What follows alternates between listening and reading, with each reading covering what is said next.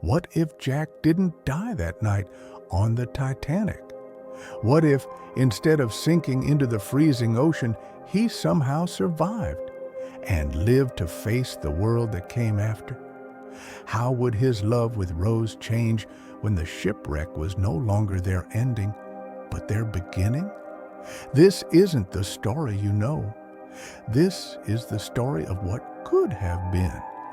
A version where Jack Dawson survived the Titanic and discovered that sometimes living can be harder than dying. The moment that changed everything. The water was black glass. Rose's breath hung in the air like ghosts. And Jack, trembling, half-conscious, refused to let go of her hand. He could feel his body fading, the numbness climbing, but something inside him fought harder than death itself. And then, a whistle, a faint, distant cry in the fog, the lights of a lifeboat. Rose tried to pull him up. He was too weak, but she didn't stop. She wouldn't. Her fingers dug into his, desperate, shaking, refusing the script that fate had written. And somehow, he lived. When the rescue ship Carpathia found them, the officer said it was impossible. But there he was, unconscious, barely breathing, but alive. And in Rose's arms, for the first time since Titanic hit the iceberg, he was safe. New York, in 1912. They arrived with the other survivors, wrapped in blankets, eyes hollow from what they'd seen. The city roared around them, life going on as if thousands hadn't just drowned in the cold. Jack couldn't sleep.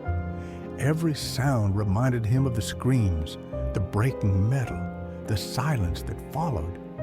He sketched the city endlessly, chasing calm in graphite lines that never satisfied him. Rose tried to heal. She wanted to believe they had escaped death together, but she could see it in him, the survivor's guilt, the eyes that never really left the ocean. They moved to Brooklyn, into a small apartment above a tailor shop. He found work painting murals. She started taking photos, said it helped her remember the world was still beautiful. At night, they'd lie awake, listening to the trains outside, holding each other, saying nothing. Sometimes Jack would wake up gasping, the taste of salt and ice in his mouth. He'd stare at Rose, alive, warm, real, and whisper, "Maybe we weren't supposed to make it." And Rose would answer, "Maybe that's why we did." For a while, that was enough. Years passed. The world moved faster. Airplanes filled the sky. The war began in Europe. Jack wanted to fight, to matter again. Rose begged him not to. "You already beat death once," she said. "Don't go looking for him again." But guilt is a powerful current, and sometimes surviving feels heavier than dying. He enlisted in 1917, joining an art regiment documenting the front lines. He painted soldiers, ruined villages, fire. He said he was capturing the things that sink without making a sound. In 1918, the war ended. He came home, older, quieter, still haunted, but alive again. By then, Rose was pregnant. When she told him, he cried. A quiet, trembling kind of cry, the way men cry when they realize they've been given something pure. They named their son Samuel. Jack painted portraits. Rose photographed the world. Together, they created a small, fragile piece. But Jack could never escape the pull of the past. He visited the docks often, standing at the edge, watching ships disappear into the fog. Sometimes he said he could still hear the Titanic creaking beneath the waves, like a memory calling his name.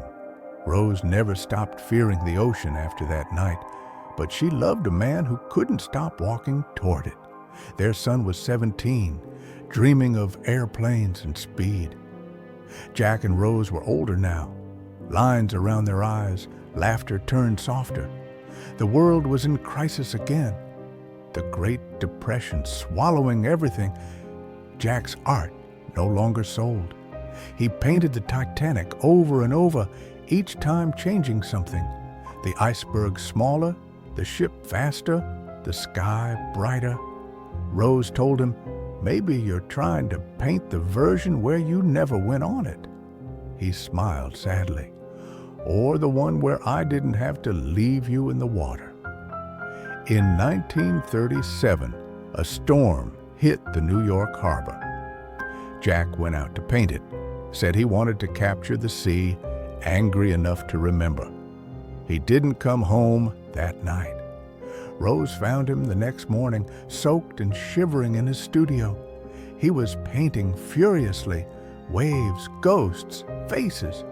When she tried to stop him, he turned and whispered, "I keep seeing them. All of them.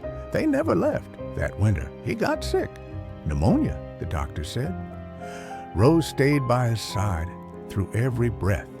And one night, as the snow fell outside their window, he said softly, "I thought dying in the water would be worse." But maybe living was the harder thing to do. Rose kissed his hand and whispered, "You did both, Jack. You lived enough for both of us." He smiled, and for the first time since Titanic, he slept peacefully. Rose lived another 40 years. She never remarried. She kept Jack's paintings, hundreds of them, stored in a trunk beneath her bed.